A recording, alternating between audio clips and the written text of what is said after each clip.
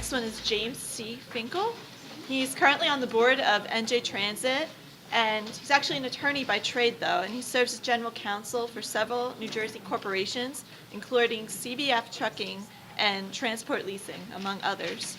He has handled a variety of logistics-related matters for CBF Trucking and also government contracts and state and federal regulations. Tonight, though, he's going to be talking to us about automated speed lanes. Let's welcome James to the stage. Thank you very much. Obviously, I come from a little bit of a different background than most of the presenters tonight. I don't have a technological background. My idea was really born out of just sheer experience. And when everyone's driving, everyone's familiar with one experience, and that's being frustrated with traffic. And when you look at the road system in America, it's one of the most antiquated vessels that we use on a daily basis. Every single person uses it. Every single person is frustrated with it. And there has to be a way to improve it. And everyone's constantly thinking of ways to improve it, but there doesn't seem to be a lot of movement. So I came up with a concept of automated speed lanes. Basically, an automated speed lane would be like an HOV lane for a self-drive car. How would it work? An automated speed lane would operate like a conveyor belt system for a car. You would have a centralized computer system which would control the car through the ECM. So you would automatically dial up a time when you want to enter the ASL. You would pull alongside of it. You would confirm that you want to enter the ASL, and the car would automatically put itself in the ASL just like an HOV lane, and then the centralized computer would take over the driving. It would control speed, distance, turns, everything that you would expect a self-drive car to do. There would be transmitters along the median of the highway, which would allow the constant update of the system, the constant monitoring of the cars. And then when you want to debark off of it, you would have to program that in, and then the concept would be that there would be a feedback system. So when you are approaching your debarkation point, you would have to confirm that you're ready to debark and pull off the road, and then the driver would take over the control of the car at that point, come out of the ASL, go back into the lane of traffic. The concept isn't for a normal road that you would drive on locally. This would be for longer stretches of straight road where it's more easily controlled, less variables involved, and you would actually be able to have less variables so that it would be more confidence in the control. So I already spoke briefly about this. The feedback mechanism, I think, is an important point to focus in on. The driver would need to be involved to a certain level in order to control this, because you would not be driving for the start or the end of the voyage. You'd have to get yourself in position to enter the ASL, and then once you enter the ASL, then you would allow the computer to control your car. So when I initially submitted for the moonshot, I thought to myself, I didn't start with a solution or a product. I started with what is a problem I want to solve, and what problem would this solve? Well, the main problem, I think, would be safety.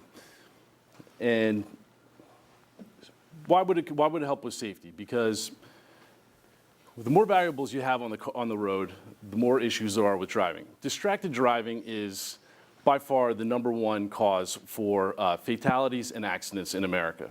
As you can see, 10% of fatal crashes, 18% of injury crashes, and 16% of all motor vehicle crashes were associated with distracted driving.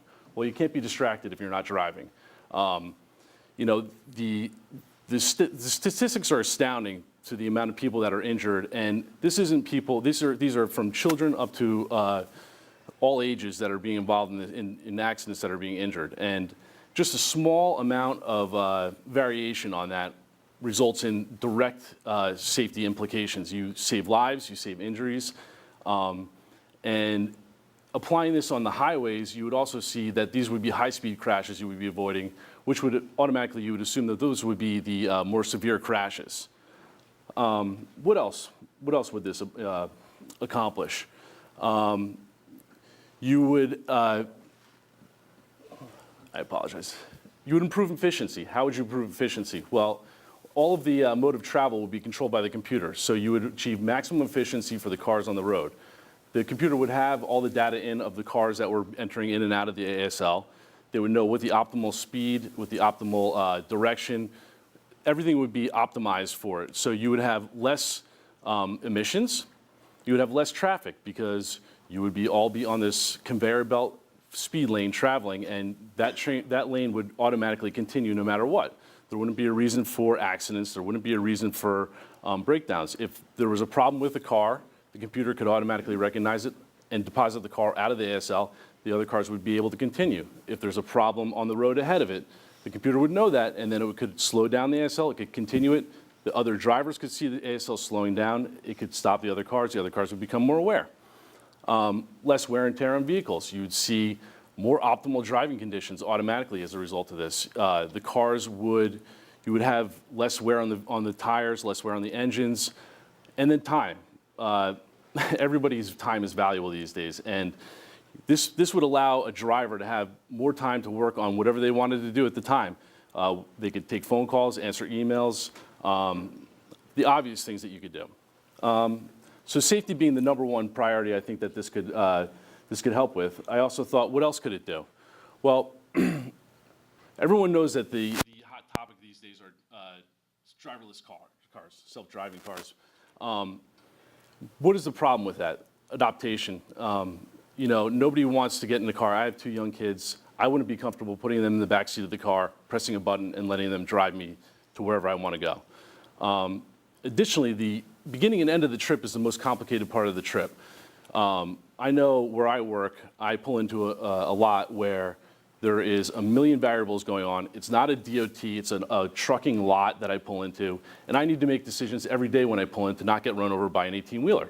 So, this would be the step off the ledge for driverless cars. I would be a lot more willing to adopt this if I was on a straight stretch of Route 78 with a straight lane of road ahead of me and say, okay, for the next hour, I'm going to dial into the ASL. How would it work? Self-drive control, the computer could take over, there'd be less variables, it'd be easier for you to drive, you'd have completely consistent results.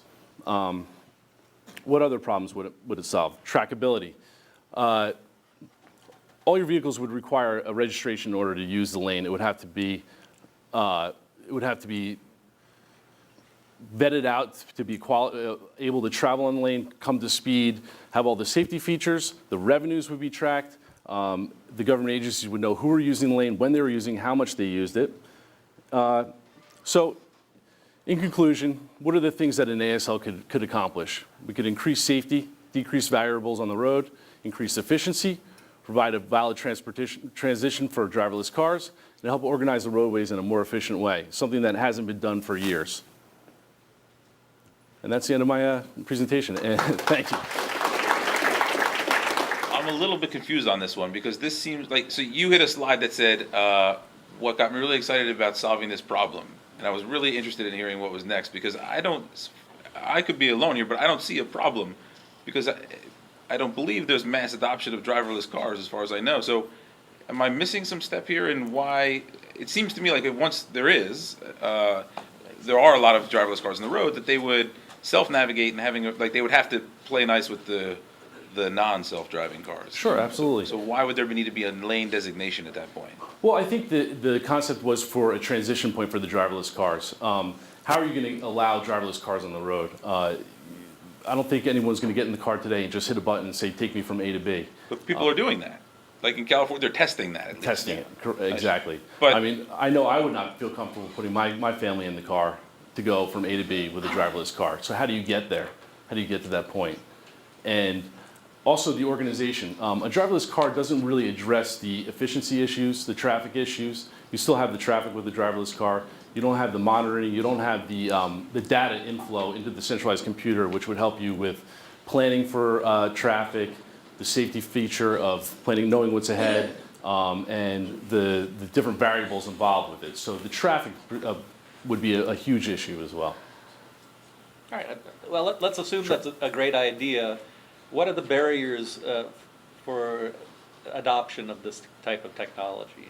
It would have to be government exception and the actual infrastructure. Well, yeah, exactly. In terms of how far along do the car companies have to buy in? How much additional work has to go in? How much extra cost goes into the car? Well, that would be a question for a technological person. I did not come. This is not an idea that was born out of a lab in my basement. This is an idea that was born You have out to of me consider that, in the though. car Yeah. with my kids, with my wife, and them laughing at me, saying, the original idea that I had was from 10, 20 years ago of a conveyor belt. Why can't I just hook my car into the center median and it will pull me from A to B, and I can say I want to get off at point 1, 2, 3, or 4. Well, the days of the conveyor belt are gone. Now you have an ECM that can be relating with a computer, centralized computer. So it's a modernized conveyor belt system for the center lane. I think the concept is great. I think that the challenge is going to be, our current situation, right? I mean, first of all, we don't have the driverless car adoption at the rate that we were hoping to have. And secondly, just in the state of New Jersey, our transportation trust fund is non-existent. Yeah. And even to maintain our current transportation infrastructure, our bridges, our roads, is, it's a tremendous task in terms of where do you find the dollars. So this would mean expanding the infrastructure versus maintaining it and expanding it with computerization, technology. The road, that specific lane would have to have those, I guess, those signals or those monitors, the computer, prepared for the computerization and stuff like that. So I think it's a great concept. The practicality in terms of, being there may be another Sure. The situation. concept would be that it would be self-funded in some sense because But where do you find the space to expand into roads that, would accommodate this? Right? I mean, you would have to develop new lanes. You couldn't take existing lanes and convert them to this unless just the like an adoption. HOV lane, Yeah. which they've done before. So you convert, just the way you convert an HOV lane, you convert to an ASL lane. And it would, yeah. I Right. mean, eventually I think we're going to have to go that way, but in the near future, I still think there's a lot of barrier. Absolutely. But the concept is great. Thanks. Take one more question from the panel.